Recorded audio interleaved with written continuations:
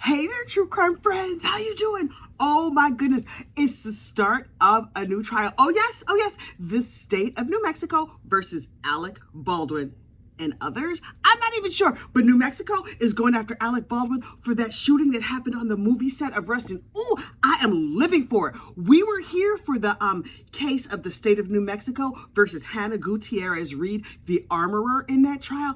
Hannah got convicted. She's in jail right now as we speak. But look, first thing you need to do, like this video, subscribe to the channel. Also, if you want to see all of my coverage of the Hannah Gutierrez Reed trial, oh, there's a whole playlist. I will put a link to that playlist in the description of this video. But first, let me tell you about a little, in case you don't know, don't you worry about it. I'm going to get you all caught up. We're going to talk about the history of the shooting on this movie set. So look, October 2021,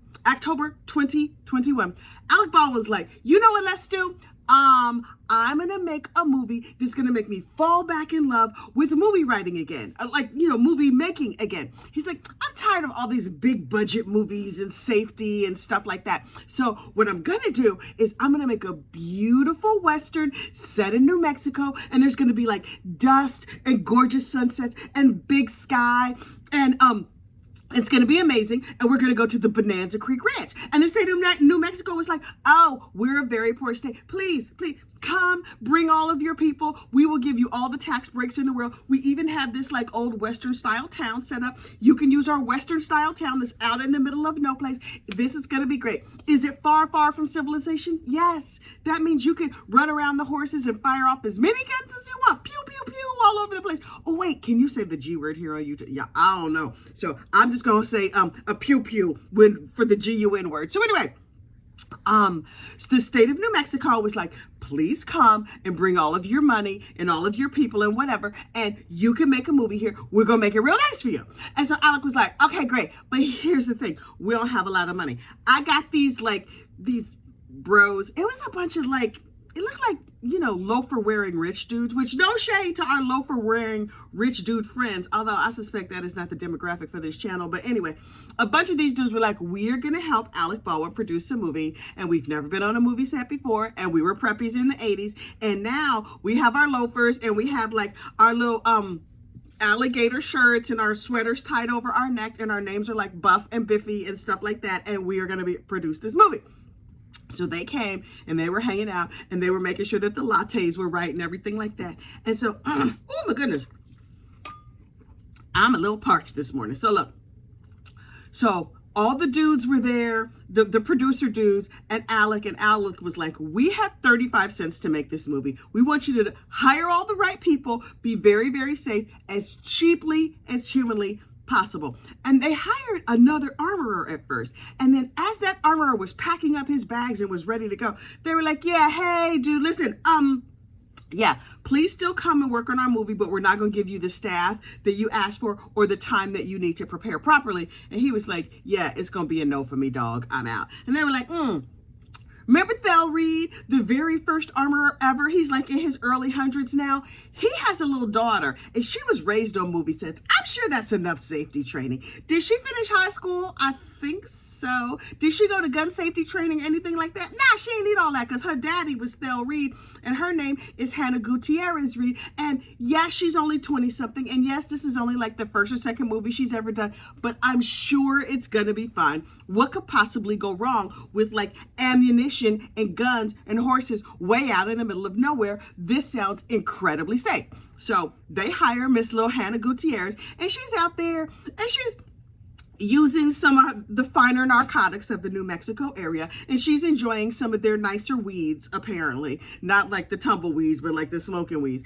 And she's just like, oh my God, you guys, I could not be bothered to sort these bullets because I'm tired and this weed is not going to smoke itself. And so she did not have a lot of attention to detail. She also had purple hair and was looking a hot ass mess. But that's beside the point. Oh, her hair was gold in the front, but not like cute gold, like crayon gold, and purple in the back. Now, this was not a crime about fashion, although it probably should have been. But anyway, So Hannah was out there looking a mess, and she's like, I'm going to be the armorer on a film. Pass me the gun.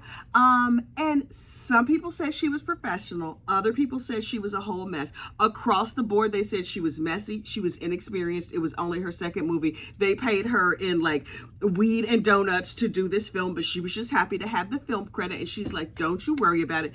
Everything's going to be fine. It's just bullets. What could possibly go wrong? And so she gave, they were like, Hannah, it's still the pandy going on, so you can't be in here in the church. So can you hand the gun to a dude who's going to hand it to the dude who's going to hand it to Alec Baldwin? And she's like, yes, okay. So she hands the gun off to somebody else, and that somebody else hands the gun to Alec so they could practice this scene in a church. Meanwhile, all the film dudes, like the people who run the videos and the cameras and all that other stuff, were like, this set is a mess and everything is cheap and it's dangerous and our hotel rooms are bad. Let me just say for the record, the minute my hotel room is bad, I'm out. I could not work under those conditions, but that's just me. Also dust and heat and no air conditioning. No, thank you. But anyway, a lot of the guys who would like set up the videos or whatever were like, this set is a mess, we're not staying by. And so they walked out. Normally what would happen is the film would be shot in a church, and then all of like the producer and the cinematographer and everybody else would be outside in this place called Video Village, where they set up all the screens and you could just watch all the action from there. But because the camera guys had walked off that morning, they set up inside the church. So the cinematographer and all the director and everybody was inside the church with Alec as he practiced this cross draw. And a cross draw is where you put your hand on the pew and pull it across your body and pull it out. And at some point, you aim it towards the camera. So Alec is practicing, and he's like, I'm practicing, and bam. And then a projectile comes out of the end of the pew and hits the cinematographer. No, it hits Joel Souza first. Joel is the director, assistant director, something like that.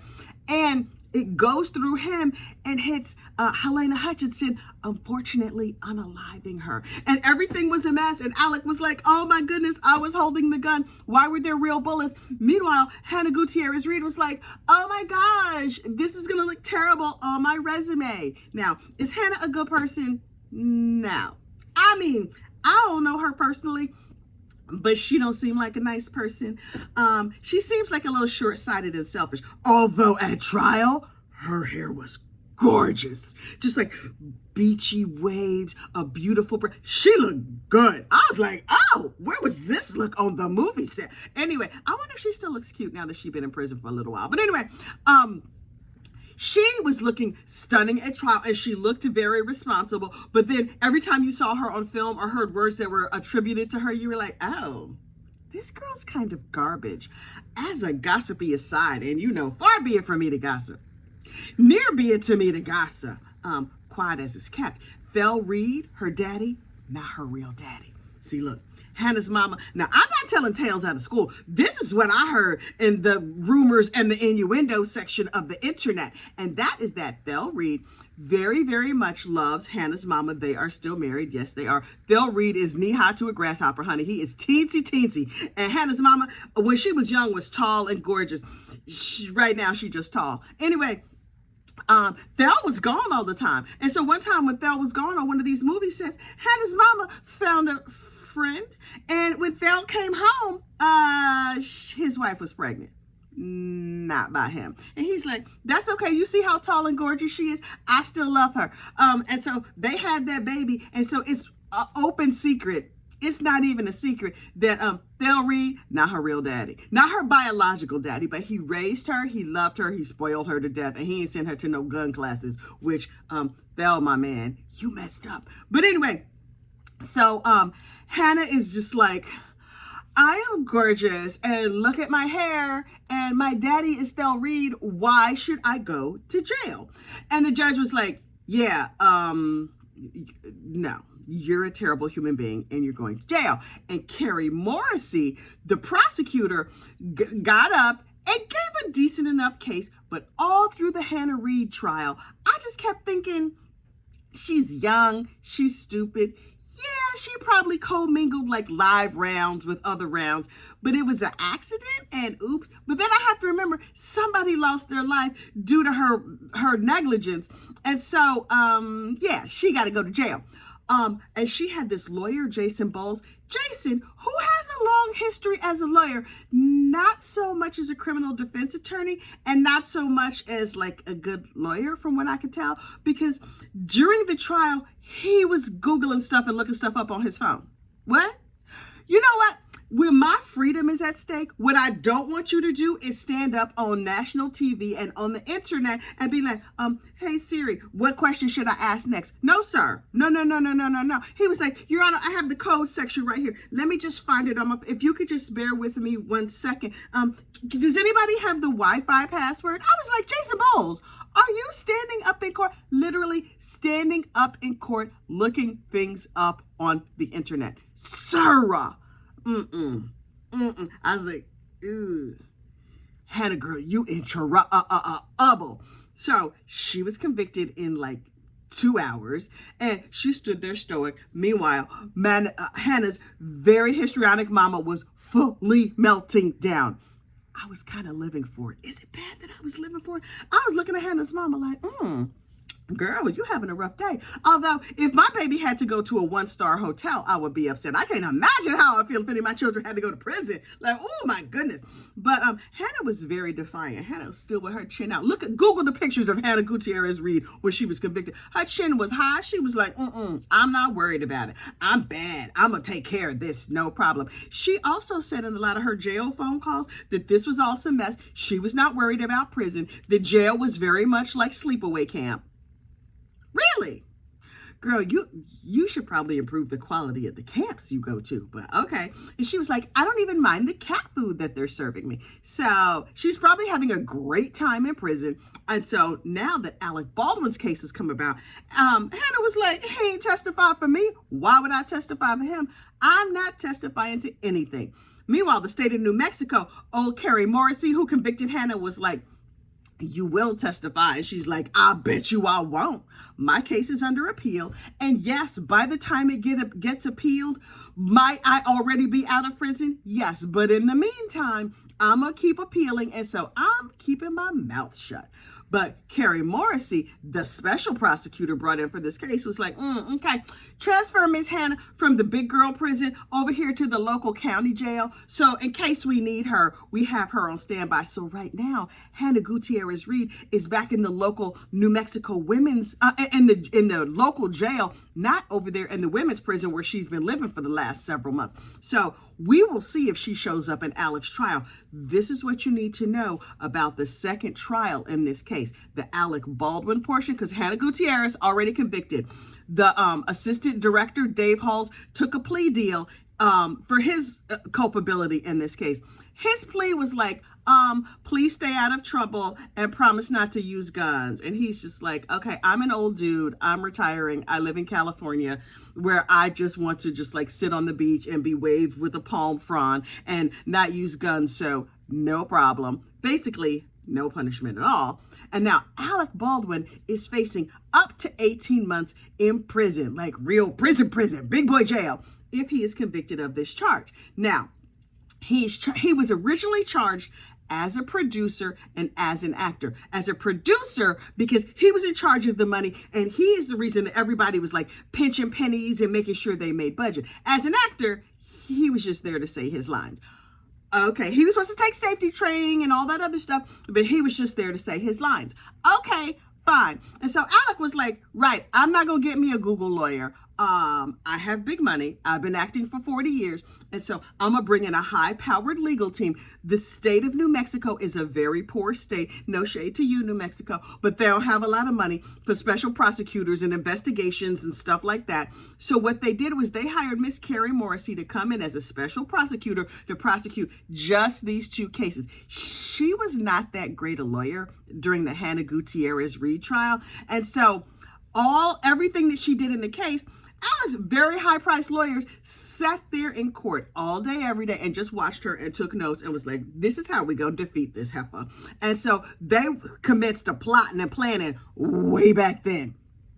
Well, Carrie Morrissey was like, well, what you're not going to do is plot and plan on me. So I'm going to hire another lawyer to come in and help me out so she can like mix things up. Alec's lawyers don't really like Carrie Morrissey.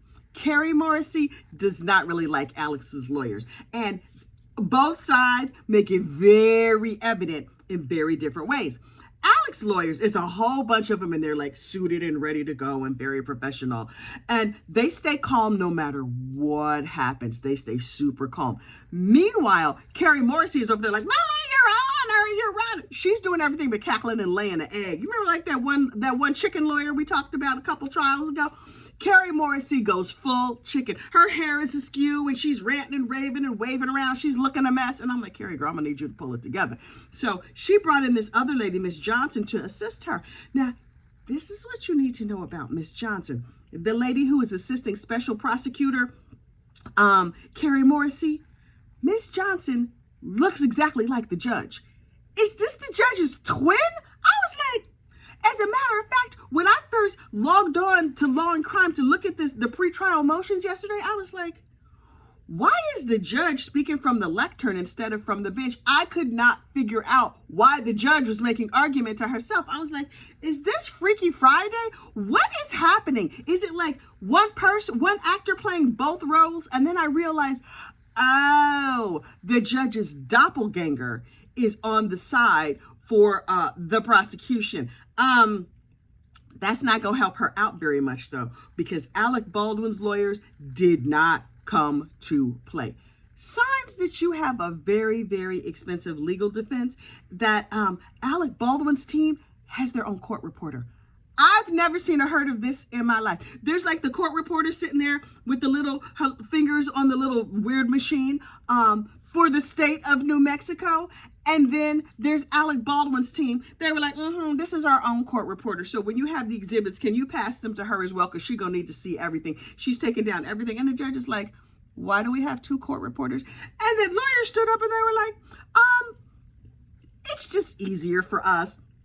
Also, you can't even imagine the amount of money he's paying us. We have cash to burn. So we're just going to have our own court reporter, so we don't have to rely on y'all. We can just go back to our offices and have our own lady just read it back to us. And I was like, oh, the state of New Mexico is playing checkers.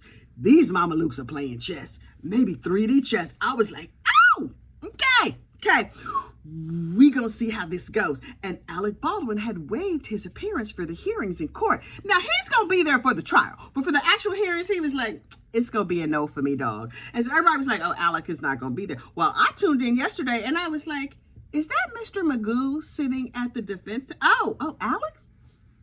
Alex, who knew you wore contact lenses? Them glasses were so thick. I was like, how he get contacts in his eyes? Because those glasses were thick. Now, I, too, am part of the thick glasses community. But I was just like, oh, okay, Mr. Magoo. He looked old. He looked just like a little bit disheveled. He said, I'm going to write some notes here, but I don't. He didn't look like the dashing actor that you see on red carpets and stuff like that. I was like, okay, come through, Al. Now, I'm not a big Alec Baldwin fan.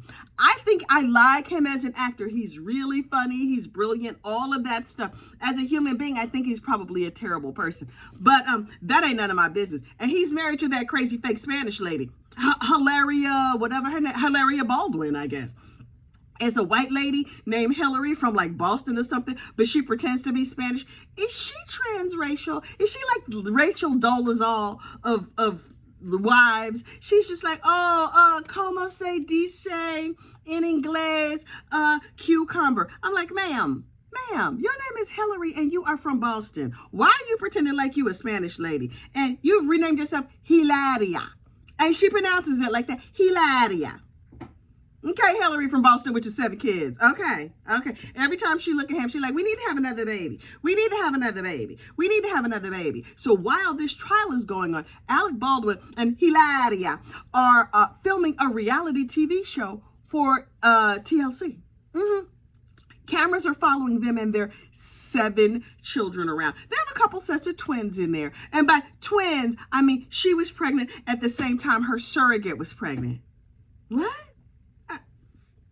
Y'all, it ain't none of my business. I fully expect for a season finale that she just gonna pop out another baby. I think she just she probably speed bakes him. You know, she got like the easy bake uterus where she could just oh, I got pregnant today, baby, be here tomorrow. Wait, you need the baby next week for the season finale? No problem. I can hold it in till then. That is just my feelings and my spirit of how that happens. Do I have facts? No, you're not here for facts. You're here for gossip, rumor, and innuendo. So all the opinions expressed here are simply the opinions of Gossip, Rumor, and Innuendo LLC and not anybody else. So anyway, the trial, the motions in limine, that's when they go to court before the trial and they're like, yes, you can include this. Nope, you can't include that. Motions in limine, not lemonade, lemonade happened yesterday. And there was a couple of big wins for the defense, for Alex and them. First of all, Alec can no longer be charged as a producer. Honestly, he faced the most liability as a producer. He was the one who was like, hurry up, pinch a penny. I don't care what rules are. That no longer has any bearing on this case. He can only be charged as an actor. Can an actor be charged for holding a gun? I don't, especially when that's your job. Also, we found out yesterday in the motions in limine. Now look, when this case happened, when Helena was unfortunately unalive there on the movie set of Rust, obviously all production stopped, everything shut down for 2 years. 2 years later, they go back and they finish the movie in Montana. They're like, nah, we're going to take a pass on New Mexico because New Mexico is out here charging actors. So we're going to go to Montana, and they only used rubber guns. And they said that Alec did not follow the safety protocol for the rubber guns. So on the original movie set, all of the guns were real and shot real bullets. On the completion of Rust, all of the guns were rubber and were made of rubber and therefore did not have bullets at all. But the prosecution was like, even when he went to finish the movie in Montana, he did not take the safety training. For the rubber gun? I don't, ma'am, okay, whatever. But they're saying now that his role as producer is not relevant. And also a couple of other big wins. The state of New Mexico special prosecutor Carrie Morrissey and the judge's doppelganger, Miss Johnson, are like, it's a couple people we'd like to take off our witness list. And the judge was like, okay, who? And they were like, we want to take the sheriff off, and we want to take the investigator that we hired to investigate the case. We would like to take him off the case as well. That seems counterintuitive. Isn't the sheriff the first responder and the dude who signed all the warrants and the one who showed up at the crime scene? You don't want him to testify? And they were like, yeah, we don't need it. We have some other stuff that we're going to do. So we don't need that. And I'm like, something in this milk ain't clean. Something is not right. When the state of New Mexico is like, we would like to not have the sheriff and our private investigator investigate the scene. Meanwhile, Alec Baldwin's team is like, excuse me. Yeah, we want both of them people. Because they don't want them, we absolutely want them. Apparently, the investigator wrote a note that was just like, this whole thing is a mess. They didn't know what they was doing. They out here in the middle of no place. It's all this dust. Yes, there's beautiful sunsets, but nobody knew what they were doing. They messed up the whole thing. Everything is a mess. And then he signed it and sent it off. And the Carrie Morrissey was like, we'd like to leave that out. Because, no, Carrie was like, I had to fire him because I did not like the job he was doing. Alec's team is like, we won't call him as our first witness. That Mama Luke, we want him over here today, right here, right now. And so he gets to testify. You know who makes the best witnesses, in my opinion, for gossip purposes, not for legal purposes, but for gossip purposes. I want all the disgruntled employees. If you disgruntled, I want to hear every single thing you have to say because you got that good, and you're not going to hold back, and you're not going to be like, let me just tell the part of it that makes this look good. If you disgruntled, come and sit next to me because I want to hear every single thing you have to say because you're going to give it to me straight, no chaser. So look, the community sentiment down there in New Mexico is that men should know how to handle guns. And so the thinking from the nice people over there on Court TV is that Alec is definitely not going to get a jury of his peers, because a jury of his peers would be a bunch of actors. And that in this particular community, generally speaking, it's thought that men should know how to handle guns, should be in charge of gun safety, should have like everything together as it relates to gun safety. And I'm like, right, but maybe they're going to look at him and be like, he's a dirtbag Hollywood actor. What would he know about guns? And on that respect, they're 100% correct. So we're going to see. Trial starts this week. Jury selection starts today. But when they have opening statements, oh, honey, I'm going to be here opening my mouth with many, many statements. In the meantime, don't forget to jump over on the Hannah Gutierrez Reed playlist. The link for that playlist that covers all of Hannah's trial will be in the description of this video. Like this video, subscribe to the channel, and I will see you soon. Bye.